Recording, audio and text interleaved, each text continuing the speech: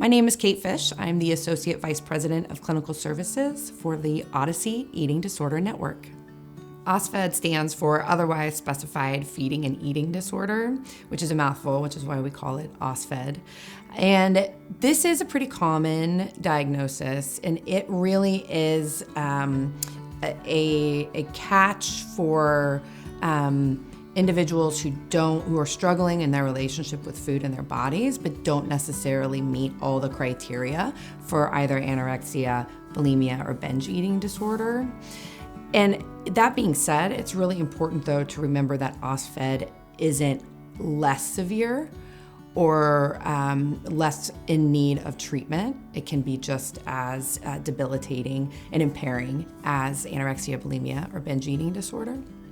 So some examples would be like atypical anorexia. So rather than meeting criteria for anorexia, an individual who has lost a great deal of weight, but is still within their ideal body weight range, this would be considered atypical anorexia. It doesn't necessarily meet all the criteria for anorexia, but it's still in need of treatment, and it is still a disordered relationship with food.